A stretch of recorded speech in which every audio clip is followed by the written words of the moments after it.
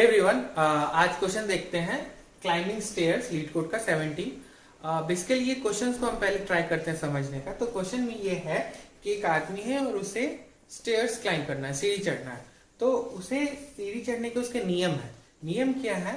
वो या नहीं तो एक बार में एक स्टेप चढ़ सकता है, या नहीं तो एक बार में 2 स्टेप चढ़ सकता है। एक छलांग में, लाइक एक छलांग में एक स्टेप करके चढ़ा, या एक बार में 2 स्टेप चढ़ सकता है, जो उसका मन हो। मिक्स करके भी चढ़ सकता है, कभी एक चढ़ा फिर 2 चढ़ा, लेकिन 2 से ज्यादा, लाइक एक बार में 3 नहीं चढ़ सकता है, एक बार में 4 नहीं चढ़ सकता है। ठीक है। तो अब अगर जैसे मान लीजिए अगर उसे 2 स्टेप्स मिलेगा चढ़ने के लिए, तो कितने तरीके से वो चढ़ सकता है?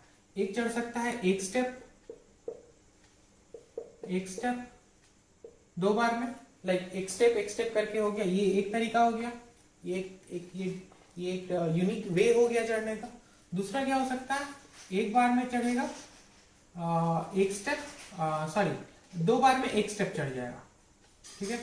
तो ये दूसरा तरीका हो गया। अब अगर उसे बोला जाएगा कि 3 स्टेप चढ़ने के लिए, लाइक बेसिकली बोला जाएगा कि सीढ़ी है जिसमें 3 स्टेप्स हैं, अब वो कितने तरीके से आप चढ़ सकते हो? तो उसमें एक तरीका है कि एक करके एक तरीका है चढ़ने का। दूसरा क्या है? एक बार में एक स्टेप चढ़े, अब बचा 2, तो एक बार में 2 चढ़ गए। तीसरा क्या है? 2 चढ़े एक बार में, फिर एक बचा तो एक बार में चढ़ गए। तो ये 3 तरीके से, जब 3 सीढ़ी का रहेगा तो 3 तरीके से चढ़ सकते हैं। जब 2 रहेगा तो 2 तरीके से चढ़ सकते हैं। अगर 4 रहेगा, 4 सीढ़ी है, कितने तरीके से चढ़ सकते हैं? एक तो एक, ये एक तरीके से चढ़ सकते हैं। दूसरा क्या है कि 2 और 2 एक ही बार में चढ़ गए, 2 करके। तीसरा क्या है? एक चढ़े, फिर 2 चढ़े, फिर एक चढ़े, फिर क्या है? 2 चढ़े, एक चढ़े और एक चढ़े। ठीक है। फिर 5वां क्या हो सकता है कि 2 चढ़े, एक चढ़े और 2 चढ़े। सॉरी, नहीं, ऐसा नहीं होगा। और एक हो सकता है एक चढ़े और 2 चढ़े। ये 5वां तरीका हो सकता है। तो इसका जब 4 सीढ़ी का रहेगा सीढ़ी, तो ये 5 तरीके से चढ़ सकता है। तो यही क्वेश्चन है। क्वेश्चन में n दिया हुआ रहेगा, उसमें n का वैल्यू 1 2 3 4 5 6 कुछ भी हो सकता है, 10 11। उसमें हमें बताना है कि कितने यूनिक तरीके से वो चढ़ सकता है टॉप तक। तो आई होप आपको ये क्वेश्चन समझ आया हो। अब हम इसका ट्राई करते हैं सोल्यूशन फाइंड करने का, कि किस तरीके से फाइंड कर सकते हैं। इस क्वेश्चन को हम कैसे अप्रोच कर सकते हैं, ये समझना इंपॉर्टेंट है। कि अब जैसे मान लीजिए ये एक सीढ़ी है, ठीक है। अब एक सीढ़ी चढ़ रहे हैं, तो एक बार में एक सीढ़ी एक स्टेप में चढ़ गए। 2 सीढ़ी है तो एक करके चढ़ेंगे, या एक बार में 2 सीढ़ी चढ़ जाएंगे। ठीक है।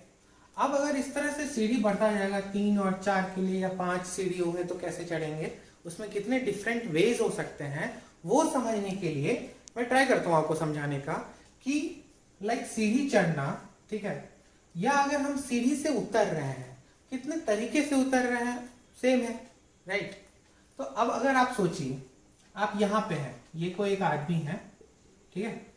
ये आदमी को यहां पे आना है, यानी 1 2 3 4 बार में पहुंचेगा। ठीक है।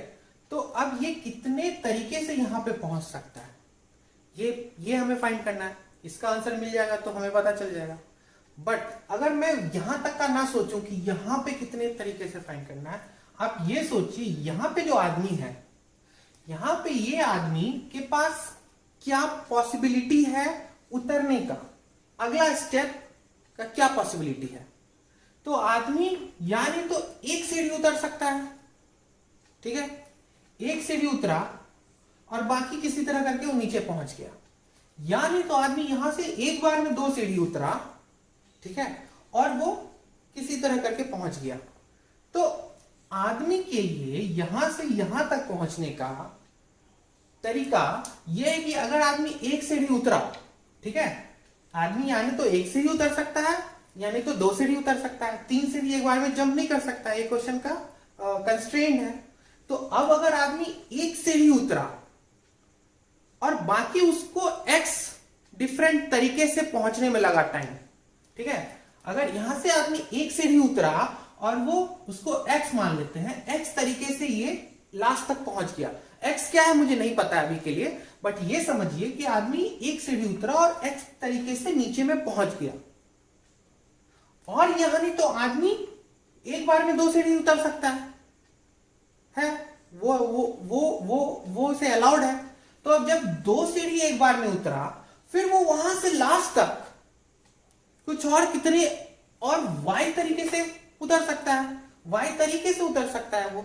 मुझे एक्स और वाई पता नहीं है, लेकिन मुझे इतना पता है कि अगर आदमी को कितने तरीके से यहां पे उतर सकता है, तो वो एक बार में एक सीढ़ी उतरेगा और एक्स तरीके से लास्ट तक पहुंच जाएगा, एक बार में 2 सीढ़ी जंप करेगा यानी नीचे कूदेगा, और उसके बाद वाई तरीके से जा सकता है लास्ट में।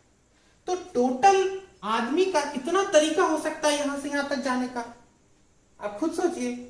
अगर आदमी एक बार में एक उतरा और लास्ट में पहुंच गया एक्स तरीके से, यानी तो उसके पास दूसरा चांस है कि एक बार में 2 सीढ़ी उतर सकता है, और फिर वो वाई तरीके से लास्ट में पहुंच गया। तो total different ways, number of unique ways कितना हो सकता है आदमी को उतरने के लिए? X plus Y, X plus Y होगा ना। आगे कितने तरीके से उतरता है मुझे नहीं पता है, अभी नहीं जानना है। बस मुझे इतना जानना है कि आदमी को उतरने का क्या प्रोबेबिलिटी, क्या चांसेस है, क्या उसका नियम कानून क्या है, क्या फॉलो करना है। आदमी तो एक बार में एक सीढ़ी उतरेगा, और एक सीढ़ी उतरा जहां पे टॉप पे, वहां से एक सीढ़ी उतरा, यानी तो आदमी 2 सीढ़ी एक बार में उतरेगा। उसके बाद वो जैसे पहुंचे, जितने तरीके से पहुंचे, 1 1 2 2 1 1 2 2 जैसे पहुंचे, उससे मुझे मतलब नहीं है। जो आदमी टॉप पे है उसमें आदमी एक बार में एक उसका जो कॉम्बिनेशन होगा, एक बार में एक सीढ़ी उतरा, उसके बाद जितने तरीके से पहुंचे, फिर दूसरी बार में 2 सीढ़ी उतरा, फिर वो जितने तरीके से पहुंचे, तो टोटल कितना हो जाएगा? एक्स प्लस वाई हो जाएगा। बस यही कॉन्सेप्ट मुझे यूज करना है। आगे देखते हैं मैं क्या कहना चाह रहा हूं इस चीज को। देखिए अब हम इसको दूसरे तरीके से ऐसे समझ सकते हैं कि मान लीजिए अगर मैं छोटे नंबर से स्टार्ट करता हूं, मान लीजिए मुझे 3 सीढ़ी का निकालना है कि 3 सीढ़ी से नीचे कितने तरीके में आ सकता है। तो अब हम जानते हैं कि कहीं पे भी हो वो यानी तो एक सीढ़ी उतर सकता है, फर्स्ट लाइक एक पहला स्टेप वो एक सीढ़ी का ले सकता है, या पहला स्टेप वो 2 सीढ़ी का उतर सकता है। अब एक स्टेप सीढ़ी उतर सकता है, उसके बाद उसको जितना टाइम लगा, एक्स टाइम लगा, और जब 2 सीढ़ी एक बार में उतरा और उसके बाद उसको लास्ट तक जाने में वाई टाइम लगा, तो टोटल उस जगह से उसको उतरने में एक्स प्लस वाई टाइम लगेगा, अभी जस्ट पढ़े थे। तो अब अगर ये 3 है, यहां से अगर वो एक सीढ़ी उतरेगा तो उसको 2 सीढ़ी और उतरना है, और यहां से जब वो 2 सीढ़ी उतरेगा तो उसको एक सीढ़ी और बचा हुआ है। ठीक है, अब मुझे ये पता है कि जब ये एक सीढ़ी है तो यहां से एक ही तरीके से उतर सकता है, तो ये 1 हो जाएगा। ये अगर मान लीजिए x है तो ये 1 हो जाएगा, और 2 सीढ़ी से यानी तो एक एक करके उतर सकता है, यानी तो एक बार में 2 उतर सकता है। ठीक है, तो यानी 2 तरीके से उतर सकता है। ठीक है, तो उसको हम इसको फर्दर भी डिवाइड कर सकते हैं इस तरह से कि अगर वो फर्दर उतरेगा, एक सीढ़ी उतरेगा तो 1 बचेगा, और एक बार में 2 सीढ़ी उतर जाएगा तो 0 बचेगा, और यहां से फर्दर वो एक ही तरीके से उतर सकता है, तो इसका 2 हो जाता है। खैर, इसको हम मान लेते हैं कि 2 सीढ़ी से हमेशा वो 2 ही तरीके से उतर सकता है। तो x ये हो गया, और y क्या हो गया? 2 हो गया। तो x प्लस वाई यानी 3 सीढ़ी पे रहेगा तो वो x प्लस वाई तरीके से उतर सकता है। तो मेरा x प्लस वाई कितना हो जाएगा? 3 हो जाएगा।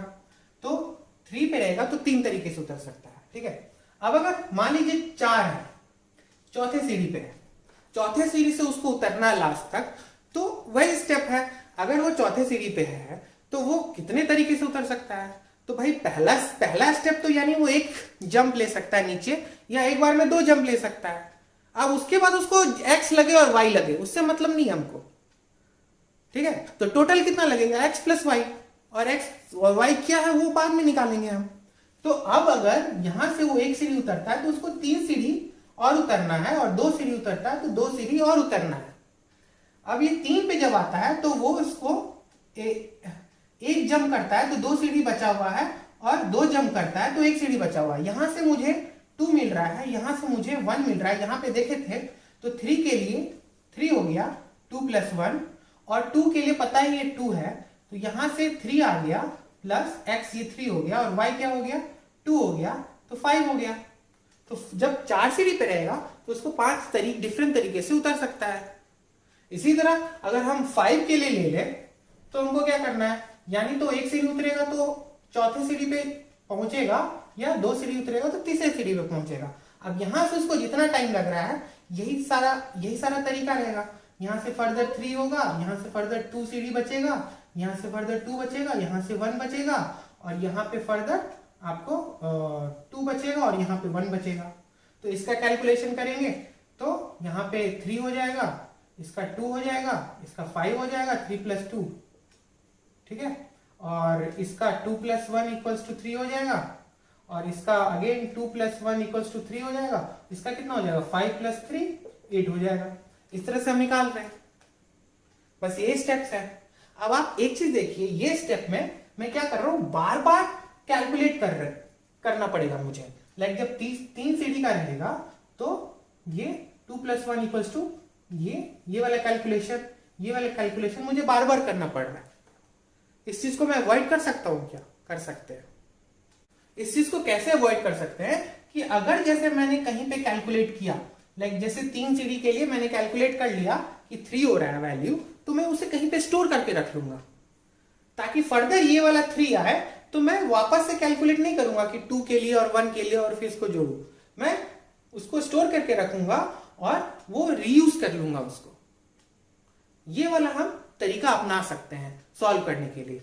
फॉर एग्जाम्पल कि अगर मान लीजिए मैं एक ऐसा स्टोर बना लिया, ठीक है, ये ऐसा स्टोर बना लिया एरे टाइप का, ये 1 सीढ़ी 2 सीढ़ी 3 सीढ़ी 4 सीढ़ी 5 सीढ़ी 6 सीढ़ी। तो मैंने ये स्टोर बनाया कि एक सीढ़ी चढ़ने पे, लाइक एक सीढ़ी से नीचे उतरने में कितना तरीका है। एक तरीका ये तो हमको पता है, ये तो बेस है।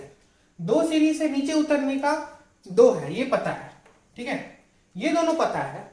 अब जब हम फर्स्ट टाइम ये इसका कैलकुलेशन किए 3 सीढ़ी से चढ़ने के लिए, तो कितना किए 2 और +1 3, तो 3 को मैं यहां पे स्टोर कर लूंगा, ठीक है। तो अब जब फर्दर ये वाला कैलकुलेशन आएगा तो मैं यहां पे जाकर के देखूंगा 3 के लिए कुछ स्टोर है क्या, हाँ स्टोर है, तो मैं उसको यूज कर लूंगा।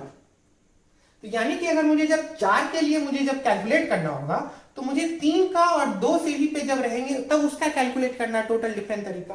तो 3 सीढ़ी पे मुझे 3 कैलकुलेटेड है और 2 सीढ़ी पे 2 मुझे मिला हुआ है, बेस केस है मेरा, तो 4 का क्या हो जाएगा 3 + 2, यहां 5 हो जाएगा। 4 सीढ़ी पे मैं 5 स्टोर कर लूंगा। अब जब 5th के लिए मुझे निकालना है, उसके लिए 4 और 3, 4 से कितने तरीके से उतर सकता है और 3 सीढ़ी से कितने तरीके से उतर सकता है वो निकालना है। 4 का कैलकुलेटेड है 5, 3 का कैलकुलेटेड है 3, तो 5 + 3 8 हो गया। बस यही फंडा अपनाना है, मुझे बार बार कैलकुलेशन नहीं करना है।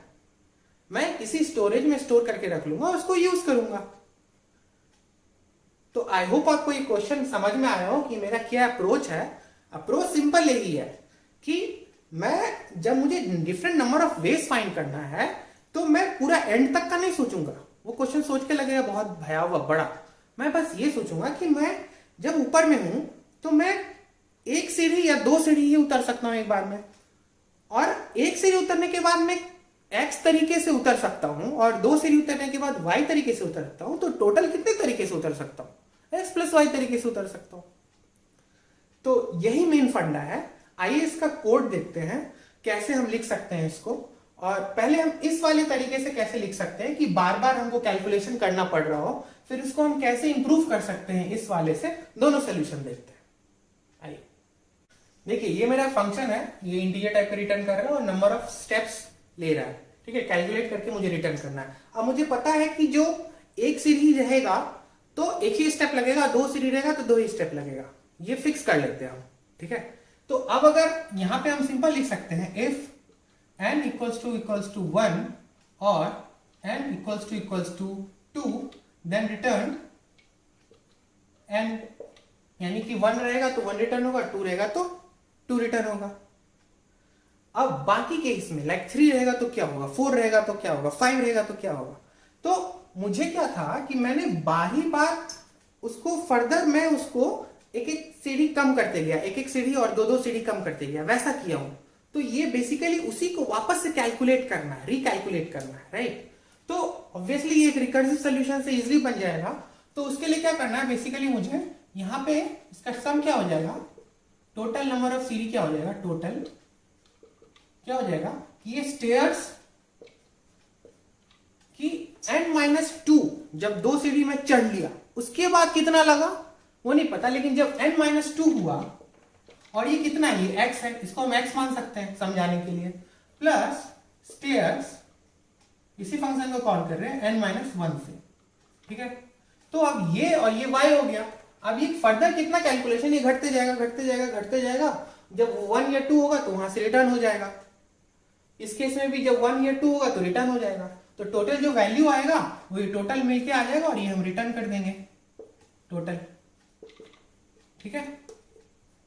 इसको अगर हम ऐसे देख सकते हैं कि अगर हम n=4 के लिए ले तो ये इसके अंदर नहीं जाएगा, पहले ये वाला कॉल होगा टोटल फंक्शन, देन ये वाला कॉल होगा। जब ये वाला कॉल होगा तो स्टेयर्स कॉल हो रहा है, तो स्टेयर्स जब कॉल हो रहा है तो n=2 हो जाएगा, n-2। अब जब 2 हो जाएगा तो वापस इसमें घुसेगा, n=2 के लिए 2 रिटर्न हो जाएगा, तो यहां से 2 रिटर्न हो गया, ठीक है। इसका वैल्यू 2 आ गया। अब ये y का वैल्यू निकालना है, तो y का वैल्यू के लिए 4 - 1 होगा तो 3 होगा, तो n=3 के लिए कॉल होगा फंक्शन। जब n=3 के लिए फंक्शन कॉल होगा तो इसके अंदर में नहीं जाएगा, इफ में यहां पे आएगा। तो यहां पे जब आएगा तो फिर ये और ये दोबारा कैलकुलेट करना है। तो ये कैलकुलेट करने के लिए क्या होगा, n-2 यानी कि n=1 के लिए कैलकुलेट होगा, और ये n=2 के लिए कैलकुलेट होगा, n-1 करेंगे तो ये n-2 और ये n-1। इसका पता है वैल्यू, इसका 1 आएगा मिलके मुझे और इसका 2 आएगा, बेस केस है मेरा, तो दोनों क्या हो जाएगा, 1 + 2 = 3 हो जाएगा। अब इसका जो स्टार्टिंग में फर्स्ट टाइम जो कॉल हुआ था n=4 के लिए, तो इसका तो 2 तो मुझे मिल गया था, बट ये 3 वाला अब आया है कैलकुलेट होकर के रिकर्सिवली, तो यहां से मुझे 3 मिल गया, तो मुझे 5 हो गया आंसर, और रिटर्न में टोटल 5 कर दूंगा, बस सिंपल है। तो ये मेरा कोड है, बट इसमें मुझे बार बार कैलकुलेट करना पड़ रहा है, बार बार। इस चीज को हम अवॉइड कैसे कर सकते हैं वो हम देखते हैं। देखिए अवॉइड करने का तरीका जैसे मैंने बताया था, किसी स्टोरेज में रख लूंगा तो मैं एक एरे में रख सकता हूँ, राइट। तो अब अगर मैं एरे में रख लूंगा तो अगर मेरा जैसे एरे बनेगा तो ये इस तरह से एरे बनेगा। तो बेसिकली अगर मान लीजिए n=5 है मेरे केस में, ठीक है, तो जब 5 है तो मैं 0 बेस्ड इंडेक्स को अवॉइड करना चाह रहा हूँ कि इजी रहे समझने के लिए। हो जाएगा 1 2 3 4 5 और ये इधर का एक 0 रह जाएगा, उसमें इसको इग्नोर कर देंगे, ठीक है। अब मैं क्या कर रहा हूँ, एक इंटीजर एरे बनाएंगे ऑब्वियसली, तो यहाँ पे हम लिख देंगे integer result equals to new, और ये इंटीजर का साइज जो हो जाएगा वो n+1 हो जाएगा, ताकि मैं 0 बेस इंडेक्स को अवॉइड करूं। बाय डिफॉल्ट तो 0 इंडेक्स एरे काम करेगा, राइट। अब मैं क्या कर रहा हूं कि मुझे क्या करना है, बेसिकली इस रिजल्ट को यूज करना है, इसमें वैल्यू स्टोर करने हैं और इसी को रिट्रीव करना है इसमें जो स्टोर किया, ताकि मैं दोबारा कैलकुलेशन को अवॉइड करूं, जो मैंने देखा था पिछले कोड में। तो उसके लिए मैं क्या कर रहा हूं कि एक सेपरेट हेल्पर मेथड ले रहा हूं, ठीक है, ताकि मैं उसको रिकर्सिवली कॉल कर पाऊं। ये एक हेल्पर मेथड हो गया, और इसमें मैं वो रिजल्ट ले लूंगा एरे जिसमें स्टोर करूंगा वैल्यू, और दूसरा जो मेरा साइज है सीडी का, ओके। अब देखिए, अब यहां पे मैं इसको कॉल कर रहा हूं, हेल्पर को कॉल कर रहा हूं, वही रिजल्ट पास कर रहा हूं और ये n पास कर रहा हूं, और ये सिंपली रिटर्न कर देगा रिजल्ट। अब यहां पे मेरा मेन चालू होता है। अब यहां से कैसे हो रहा है, बेसिकली अब मुझे बेस केस क्या है, लाइक अगर मान के चलिए कि अगर आपके लिए 1 आया या 2 आया, तो 1 और 2 में तो डायरेक्टली मुझे रिटर्न कर देना, राइट। अब अगर यहाँ पे ऐसे आया 1, तो अगर यहाँ पे लिखा मैं इफ n=1 और n=2, क्या करना है, रिटर्न क्या करना है, बेसिकली यहाँ पे रिजल्ट ऑफ उसी के इंडेक्स पे वो वैल्यू पुट कर देना है। अगर 1 पे 1 आ जाएगा, 2 पे 2 आ जाएगा, वो रिटर्न कर देंगे, ठीक है। हो गया, ये हो गया मेरा बेस केस का। अब मुझे क्या करना, बाकी के केस के लिए, लाइक 3 के लिए, 4 के लिए, उसके लिए क्या करना है, अगर मान लीजिए 3 के लिए रहेगा तो ये 1 और 2 तो नहीं है, तो यानी कि मुझे n-1 और n-2 के लिए फाइंड करना है। तो उसके लिए मैं क्या करूंगा, यहाँ पे कैलकुलेट करूंगा मैं, और कैलकुलेट कैसे करूंगा, यहाँ पे मैं पुट करूंगा रिजल्ट ऑफ 3 को स्टोर भी करूंगा, राइट। उस 3 पे स्टोर कर रहा हूं मैं, तो 3 पे स्टोर करूंगा क्या, result of result of n minus one plus result of n minus two, ठीक है, और इसे मैं यहां पे रिटर्न कर दूंगा फाइनल रिजल्ट, ठीक है।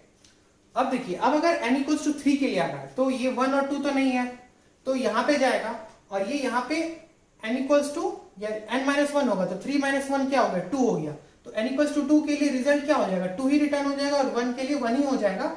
और इस जब होगा, जब कॉल होगा फर्स्ट टाइम, तो यहाँ पे 1 और यहाँ पे 2 सेट हो गया, और 3 के लिए क्या होगा, वो वैल्यू सेट हो जाएगा इस पे पहले, है ना, और तब ये रिटर्न हो जाएगा 3 के लिए। लेकिन 4 के लिए कैसे होगा, अब अगर n इक्वल्स टू 4 के लिए देखेंगे, तो जब हम 4 के लिए देखेंगे, फर्स्ट टाइम 4 के लिए देखेंगे, तो 4 के लिए नहीं है, सारा वैल्यू 0 है मान लीजिए, ठीक है।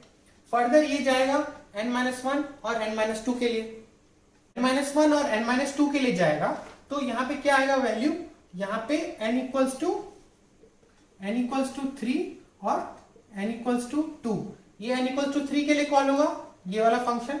अच्छा, ये वाला जो फंक्शन होगा, बेसिकली मैं यहाँ पे हेल्पर मेथड कॉल करना है, मुझे यहाँ पे हेल्पर मेथड कॉल करना है, और मुझे यहाँ पे ये रिजल्ट कैसे का ऐसे पास करना है, और यहाँ पे n-1 पास करना है, और यहाँ पे फिर से हेल्पर मेथड लिखूंगा, यहाँ पे कॉल करूंगा हेल्पर, और यहाँ पे रिजल्ट और n-2 पास करूंगा, ठीक है। और ये जो वैल्यू आएगा मैं इस रिजल्ट में स्टोर करूंगा, तो n इक्वल्स टू 3 के लिए जाएगा, इसमें हो गया, ये देख लिया, मैं स्टोर कर लिया, इसमें आ गया। n इक्वल्स टू 4 के लिए कैसे काम करेगा, तो n इक्वल्स टू 4 के लिए इसके अंदर नहीं जाएगा, अब इसके अंदर जाएगा, तो यहाँ पे रिजल्ट में वापस से हेल्पर मेथड कॉल होगा, तो n इक्वल्स टू 3 के लिए पहले ये वाला कॉल होगा, फिर n इक्वल्स टू 2 के लिए कॉल होगा, राइट। तो अब 3 और 2 के लिए होगा, और अगर मान लीजिए 3 का एक रिजल्ट कैलकुलेटेड है पहले से, तो हम क्यों उसको वापस से करेंगे, तो फिर तो वही कर रहे हैं ना। तो इसका मतलब हम जब रिजल्ट स्टोर करके रख रहे हैं, तो हम पहले चेक कर लेंगे कि उसमें है कि नहीं कुछ, अगर कुछ नहीं है, अगर कुछ नहीं है तो 0 रहेगा, अगर कुछ है तो 0 नहीं रहेगा, तो वो वैसे का वैसे रिटर्न हो जाएगा रिजल्ट, ताकि मुझे बार बार उसको कैलकुलेट ना करना पड़े। तो अब देखिए, n इक्वल्स टू 4 के लिए जब मेरा फर्स्ट टाइम कॉल हो रहा है n इक्वल्स टू 4 के लिए, ये अवॉइड करेगा क्योंकि 0 है, रिजल्ट ऑफ 4 में 0 है, सब जगह 0 है, ठीक है, ये अवॉइड करेगा, यहाँ पे जाएगा, वापस से हेल्पर मेथड कॉल होगा, n इक्वल्स टू 3 के लिए कॉल होगा, n इक्वल्स टू 3 के लिए कॉल होगा, 3 में भी कोई वैल्यू नहीं है, फिर यहाँ पे आएगा, ये भी n इक्वल्स टू 1 और 2, इसके अंदर नहीं जाएगा, यहाँ पे जाएगा, अब यहाँ पे वापस से हेल्पर मेथड कॉल होगा, तो ये किसके लिए होगा, n इक्वल्स टू 2 के लिए होगा कॉल। जब 2 के लिए कॉल होगा, तो इसका 2 का वैल्यू इसमें सेट हो जाएगा एज इट इज 2, और रिटर्न हो जाएगा रिजल्ट 2 यहां से आ जाएगा, और ये n इक्वल्स टू 1 के लिए होगा, तो 1 एज इट इज सेट हो जाएगा, और ये वैल्यू रिटर्न हो जाएगा। तो ये n इक्वल्स टू 3 के लिए मुझे मिल गया। अब वो n इक्वल्स टू 3 के लिए मैं वैल्यू सेट कर रहा हूं, यहाँ पे 3 सेट कर दिया, ठीक है। जब n इक्वल्स टू 4 के लिए चल रहा था, तो 4 के लिए 3 और 2 दोनों का कैलकुलेट हो रहा था, 3 का कैलकुलेट कर लिया, मुझे 3 मिल गया। 2 के लिए क्या होगा, डायरेक्ट वैल्यू मिल जाएगा यहाँ पे, और यहाँ पे 3 प्लस 2, ये 3 और यहाँ से 2 मिलके 5 आ जाएगा, यहाँ 5 n ऑफ 4 में स्टोर हो जाएगा। उसी तरह जब 5 के लिए करेंगे, तो ये ऑलरेडी कैलकुलेटेड रहेगा, तो n इक्वल्स टू 5 के लिए ये और ये दोनों जोड़ देंगे, और यहाँ पे 8 हो जाएगा। तो इस तरीके से हमें बार बार अवॉइड कर सकते हैं हम कैलकुलेट करना, और हम स्टोर कर सकते हैं उस कैलकुलेशन को, और रिटर्न कर सकते हैं रिजल्ट। तो इसको हम मेमोराइजेशन करते हैं, लाइक मेमोरी में स्टोर करके रख रहे हैं, बार बार सेम कैलकुलेशन नहीं कर रहे, अवॉइड कर रहे हैं उस चीज को। तो ये एक अनदर तरीका है, एफिशिएंट तरीका है सॉल्व करने का इस क्वेश्चन को। तो आई होप आपको ये क्वेश्चन समझ में आया हो। हम ये देख सकते हैं कि ये फिबोनाची सीरीज फॉर्म हो रहा है, और फिबोनाची सीरीज फॉर्म करने का एक अलग प्रोग्राम है जो कि हम जानते हैं ऑलरेडी। तो उस कोड को देख लेते हैं। फिबोनाची सीरीज की तरह का ही कोड रहेगा, जिसमें बेस 1 और 2 रहेगा, रादर फिबोनाची सीरीज में 0 और 1 रहता है। तो पहले तो एक इनिशियल चेक लगा देंगे, अगर लेस देन इक्वल्स टू 0 है तो मान लीजिए मैं रिटर्न 0 ही कर दे रहा हूँ। और बाकी के केस में अगर एक ये बेस केस है मेरा, n इक्वल्स टू 1 होगा या n इक्वल्स टू 2 होगा, तो रिटर्न मेरा n हो जाएगा। लाइक 1 होगा तो 1 होगा, 2 होगा तो 2 होगा। अब हम दो वैल्यू ले लेंगे, इंट x इक्वल्स टू 1 ले लेंगे और इंट y इक्वल्स टू 2 ले लेंगे। ओके, और यहाँ से स्टार्ट करेंगे for int i equals to 3 और i less than equals to n i plus plus, क्योंकि 1 और 2 के लिए तो यहीं से रिटर्न हो जाएगा, इसलिए 3 के लिए स्टार्ट करेंगे। और यहाँ पे सिंपली हम लिखेंगे एक और वेरिएबल ले लेंगे सम इक्वल्स टू 0 कर देंगे। अब sum equals to x plus Y हो जाएगा और x इक्वल्स टू वाई हो जाएगा और y इक्वल्स टू सम हो जाएगा। ये सिंपल है और यहाँ पे हम रिटर्न कर देंगे सम को, जो भी मेरा वेरिएबल है, बस हो गया। तो ये एक सिंपल फिबोनाची सीरीज की तरह भी हम सॉल्व कर सकते हैं ऑफ एंड टाइम कॉम्प्लेक्सिटी में, बट उसको समझने का जो मैंने तरीका बताया वो बेटर तरीके से हम समझ सकते हैं और क्या मेरा मेन पर्पस था, किस तरह से हम ऊपर से नीचे जा रहे हैं और एक और दो स्टेप्स लेकर के आगे बढ़ रहे हैं। तो आई होप आपको ये क्वेश्चन समझ में आया हो। इसे ध्यान से देखिए, प्रैक्टिस करिए और समझ में आ जाएगा अच्छे से। थैंक्स।